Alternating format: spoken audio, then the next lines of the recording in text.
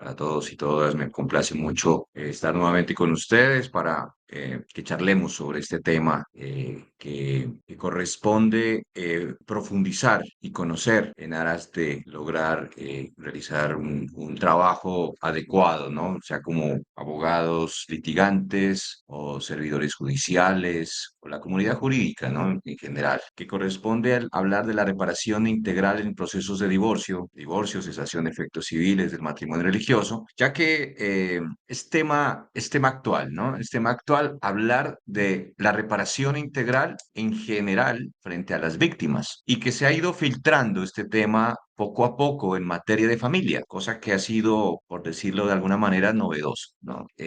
No así para el derecho, por supuesto, porque hace parte de ese conglomerado normativo que regula el tema del daño y de la reparación a la víctima. Como sabemos, el derecho constitucional, la constitución en sí, permea todo el sistema jurídico y lo hace en aras de lograr garantizar derechos fundamentales en cierta medida. Y esto pues implica que los procedimientos logren ese objetivo constitucional también, que es la tutela judicial efectiva. A partir de ese mandato constitucional, o sea, de lograr que los procesos tengan una finalidad central, garantizar los derechos subjetivos y esos derechos fundamentales que pueden estar transgredidos, pues se lograría materializar la Constitución misma. Por eso la tutela judicial efectiva se constituye en un principio, un baluarte de nuestro sistema normativo. Y la tutela judicial efectiva no es otra cosa que materializar el derecho, o sea, que no lo dejemos solamente en retórica, sino que esto pues se logre materializarse, logre llegar al ciudadano, logre llegar al usuario de la administración de justicia. En asuntos de familia, decía, es algo novedoso hablar de la reparación integral, pero que sí ha estado allí, o sea, hemos tenido de alguna manera espacio para poder reparar a la víctima en algunos asuntos.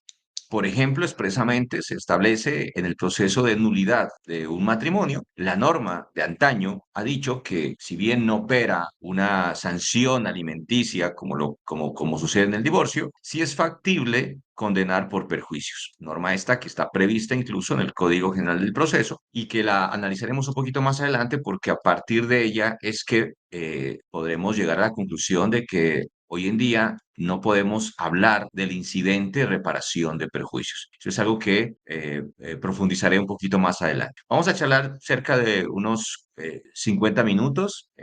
Respondré en unas 35 minutos. Seré muy puntual en lo que quiero transmitirles a ustedes en unas dos o tres premisas de mi charla, para luego abrir espacio a las preguntas para que podamos interactuar. Entonces, la charla del día de hoy va a ser corta, pero trataré de hacerla sustanciosa en ese objetivo. Bueno, hay que entender el concepto de reparación integral para hablar del por qué y por qué sale este concepto, porque la ley 2442 del 2024, norma esta que regula el tema del divorcio unilateral, nos alude expresamente al concepto de reparación integral. Luego entonces requiere tener conocimiento en qué consiste este concepto que a la vez es un principio. Y ubicándonos también dentro del Código General del Proceso, el artículo 283 del Código General del Proceso nos dice en uno de sus incisos, comillas, en todo proceso jurisdiccional, la valoración de daños atenderá a los principios de reparación integral y equidad y observará los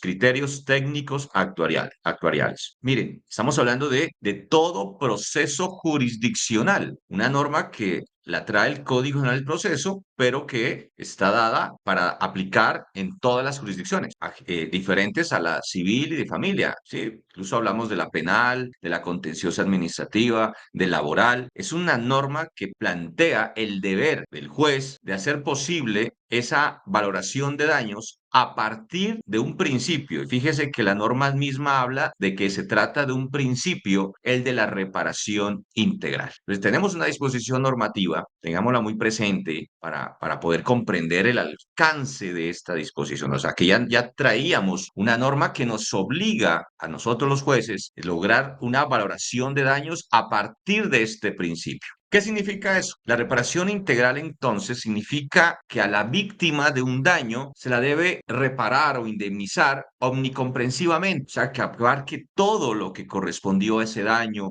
para ser resarcida. Pero a la postre también es supremamente importante tener presente que esa reparación tiene un límite. El límite es que se logre reparar o compensar, indemnizar o compensar a la víctima, pero a la vez no constituya esto un enriquecimiento para la víctima. Sí, o sea, siempre va a haber un parámetro. El parámetro será no sobrepasar, sobre pretexto de reparar integralmente a la víctima en un enriquecimiento sin justa causa para ella. ¿Sí? No es para que se logre enriquecer. Esto es supremamente determinante en los juicios y vamos a hablar ya del proceso de divorcio donde se invoca una pretensión indemnizatoria.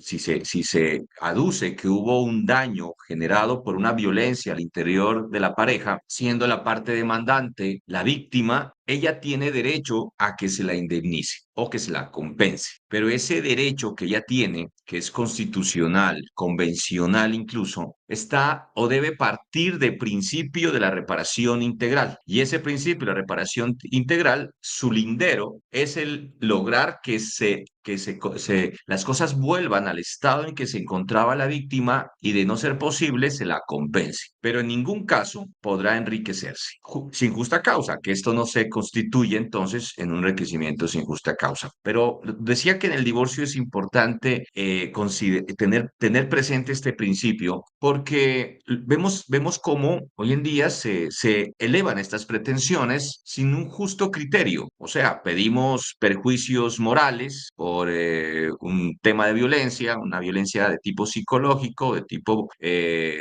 moral, y pues elevamos una pretensión sin tener en cuenta algunos parámetros jurisprudenciales. Debemos conocer cuáles han sido o cuáles son más bien esos lineamientos jurisprudenciales en tema de perjuicios, sobre todo no, en perjuicios extrapatrimoniales, precisamente para respetar el mismo principio de reparación integral y evitar que pueda justificarse un enriquecimiento sin una causa debida. Entonces, partimos de ese artículo 283 y tenemos que tener presente, ¿sí?, que el ideal en un régimen de reparación de daños, ¿sí?, en que el perjudicado ni resulte más pobre ni más rico de lo que sería sin el hecho dañoso. ¿Vale? Ese es el principio, a eso debemos apuntarle, ¿no? Bueno, para ello partamos también de lo siguiente. En este concepto de reparación integral, ¿sí?, que es lo que establece el principio ubicado en la norma procesal, pero también a ello nos invita a tener presente en la ley 2442, norma esta que no está prevista exclusivamente para el divorcio unilateral. Recuerden ustedes que esta ley regula el divorcio unilateral, crea la causal, una nueva causal de divorcio, pero el legislador aprovecha la ley para hacer algunas modificaciones del Código Civil, en particular el artículo 156. Y este artículo no regula exclusivamente el tema de la causal décima. Por ende, tenemos que tener presente que es para todo el tema del divorcio. Y allí, vamos a verlo más adelante, hace mención a la reparación integral. ¿Por qué llegamos hasta acá? ¿Por qué el legislador lo estableció así? Recordemos que hubo una sentencia icónica que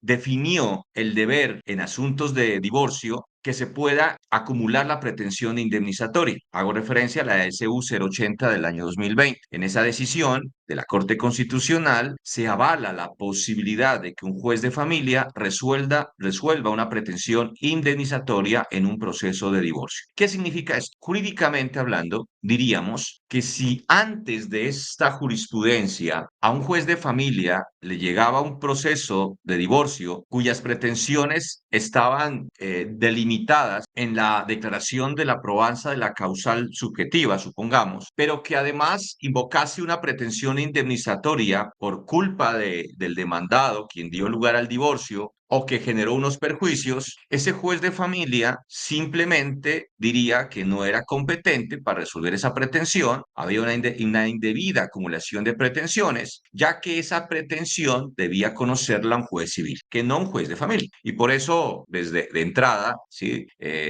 Ab initio, el juez inadmitía esa demanda para que se corrijan esa falta, entre comillas, de técnica procesal y por ende pueda asumir el conocimiento. Pero ¿qué estaba diciendo el juez en ese momento? El juez de familia estaba diciéndole, mire, esa pretensión indemnizatoria debe ser resuelta por un juez civil, que no por un juez de familia. No es que se le niegue la posibilidad de acudir a la jurisdicción, simplemente que el Código General del Proceso no le permite al juez de familia resolver una pretensión indemnizatoria. Váyase a la jurisdicción de familia y acuda a las reglas generales indemnizatorias para que pueda satisfacer dicha pretensión. Siguiendo con el mismo ejemplo, esa persona víctima de ese daño tendría que ir con una nueva demanda al juez civil, invocar la pretensión principal en ese caso de que se condene al demandado por los perjuicios causados. Perjuicios en sus modalidades de daño emergente, lucro cesante y todos los que se demuestren. Con base en esta jurisprudencia, la SU 080 del 2020, se analizan los derechos fundamentales de la víctima y se analiza el principio de reparación integral. Y articulando estos conceptos, llega a la conclusión de que a la víctima en un proceso de divorcio, más tratándose de una mujer, no se la puede revictimizar remitiéndola a otro juez. Señor juez de familia, si bien es cierto, usted no tendría competencia para esa pretensión, en aras de garantizar derechos fundamentales, constitucionales y convencionales de la víctima mujer, usted resuelva logrando la reparación integral de esa víctima, ya que la tutela judicial efectiva implicaría que no solamente se decrete un divorcio, sino también que se logre materializar esos derechos transgredidos y que usted podría hacerlo, juez de familia, de remitirla al juez civil para que efectivamente adelante haya una acción civil, se la revictimiza en tanto que ese daño que se le generó o se le causó o que dice habérsele infringido en su persona, deberá tanto manifestarlo, reproducirlo, sufrirlo en ese proceso de familia que sustentaría la causal de divorcio y en ese proceso civil de responsabilidad. Por eso, entonces, haciendo ese estudio constitucional, convencional, la Corte Constitucional le dice o nos dice a los jueces de familia, ustedes pueden resolver estas pretensiones en estos asuntos. Miren que son pretensiones consecuenciales, pero ¿qué significa? Que trae toda esa construcción jurídica histórica de la responsabilidad civil al juez de familia. No es solamente un tema de una pretensión indemnizatoria, sino de la teoría de la responsabilidad civil. ¿Por qué? Porque debemos analizar sus elementos y tenemos que tener en cuenta la jurisprudencia de la Corte Suprema de Justicia para poder ajustar la decisión a esos lineamientos que ha emitido la jurisprudencia. Entonces aquí hablamos ya de esos presupuestos sustanciales de la responsabilidad civil, siendo uno de ellos, y el más importante, el daño. ¿Qué es el daño? Esto es una cosa pues que muchos, supongo, y no, y estoy seguro que ustedes la conocen, pero quiero mencionarla en esta charla para hablar de la reparación integral, porque vamos a hablar luego de la ley 2442, que ahí traigo unas menciones, y también mencionar o hacer alusión a esa jurisprudencia ya en esos casos muy comunes del divorcio, como son los perjuicios morales, cómo se cuantifican, qué hace parte de los perjuicios morales. Pero para llegar hasta allá, hablemos brevemente de estos conceptos. El daño, ¿sí?, se ha definido como aquella lesión, detrimento, menoscabo de un derecho, interés o incluso un valor tutelado por el ordenamiento jurídico. Así lo ha definido pues, la Corte Suprema de Justicia y también la doctrina especializada. El daño es el detrimento real de un interés protegido por el ordenamiento, la perturbación que sufre un sujeto en su facultad de actuar dentro de su esfera personal y se manifiesta como una consecuencia negativa en cabeza de quien lo ha sufrido. La verificación del daño es carga probatoria de quien pretende una indemnización, al tratarse de un presupuesto sustancial. Repito, el daño es un presupuesto de la acción. Recordemos que hemos traído esa pretensión de allá de la acción civil al juez de familia y aquí debemos entonces demostrar esos presupuestos. Aquí confluye el daño con la verificación de un acto de violencia al interior de una causal de divorcio. ¿Cuál? Pues la causal tercera. En la causal tercera específicamente se alude a la violencia. Quien le ha generado quien ha sido víctima de esa violencia puede sufrir un daño. Pero no siempre. Puede haber violencia, pero que esto no genere en sí un daño. ¿Sí? ¿Por qué? Porque puede ser que el acto en sí, objetivamente analizado, constituya o fundamente la causal de divorcio, pero no necesariamente ese perjuicio que se le genera a la víctima. Usted dirá, bueno, ¿cuál sería el ejemplo? Sí, un daño de tipo psicológico en el que el maltrato sea constante. Sí, maltrato en la forma en que se refiere ese marido a esa esposa, por dar el ejemplo, ¿sí? Diariamente, ¿eh? Una forma denigrante. Es posible que se demuestre el acto en sí de la violencia, en este caso de tipo psicológico, pero que la víctima, o más bien quien alega la causal, no logre demostrar que realmente una afectación por esos hechos que dieron lugar a la causal del divorcio. ¿Por qué? Porque objetivamente se demuestra a través de testigos, ¿no? La señora que colabora en el aseo, los hijos, digan, sí, mi papá la trataba de esa manera, hacía esto y lo otro, pero ningún hecho de la demanda, ni tampoco se demuestra cuál fue la incidencia de esos actos en la persona demandante víctima de la violencia. O sea, ¿qué incidió? ¿Cómo afectó a usted? Una cosa es que sí, ese acto es un acto indebido, ¿sí? Es un acto indebido porque pues no es propio del cónyuge tratar así a su cónyuge, ¿no? Y es un acto de violencia psicológica. Pero esa magnitud de la agresión frente a la persona es posible que no llegue a demostrarla como tal, contrario sensu. Si además esa víctima de esa violencia demuestra en el juicio de divorcio un perjuicio, o sea, una afectación moral, una depresión, objetivamente, ¿no? Una depresión, un disvalor en su persona, ¿sí? Una baja autoestima demostrable, ¿sí? Un llanto constante, una inseguridad, el ya no poder, el no salir a ninguna reunión, ¿sí? Unos celos, vamos a poner unos celos enfermizos de ese cónyuge que terminan siendo actos de violencia, ¿cómo le genera a esa persona una afectación? Entonces, una cosa es el acto reprochable que constituiría entonces la causal y otra cosa es el perjuicio como tal. Lo que debe demostrar la parte demandante al tratarse de una responsabilidad civil es el daño como vulneración a ese bien jurídico, que no la puede reemplazar o que no lo puede reemplazar el juez. Si bien tiene facultades oficiosas, y lo veremos un poquito más adelante, para ir más allá de lo pedido o incluso fuera de lo pedido, porque así lo establece el Código General del Proceso, esa limitante que tiene de demostrar el perjuicio, perdón, el daño como tal, deviene de esa carga probatoria de las reglas generales de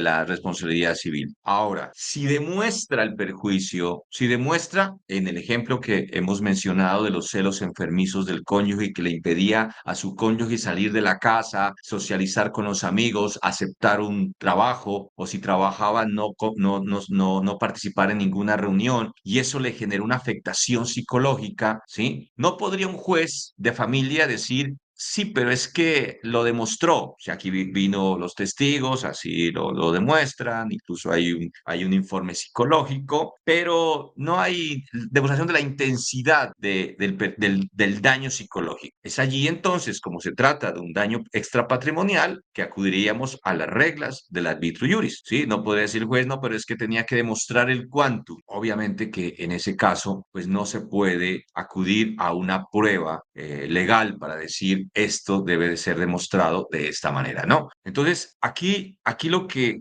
puede generar cierta dificultad en la aplicación práctica de las reglas tendientes a la materialización de las normas sobre la reparación integral es entender el mundo jurídico de la reparación integral, ¿no? Como uno de los ejemplos mencionados. Esas normas generales están previstas en el artículo 2341 de la responsabilidad civil, cuando dice que el que ha cometido un delito o una culpa que ha inferido daño a otro es obligado a la indemnización, sin perjuicio de la pena principal que la ley imponga por la culpa o delito cometido. Entonces, lo que estamos trayendo al asunto de familia es esa responsabilidad civil que se viene con toda esa carga normativa y jurisprudencial. Y vale la pena tenerlo presente para que si usted es abogado litigante, estructure correctamente su demanda, formule una pretensión que tenga un sustento fáctico, coherente y consistente frente a la pretensión invocada. Miren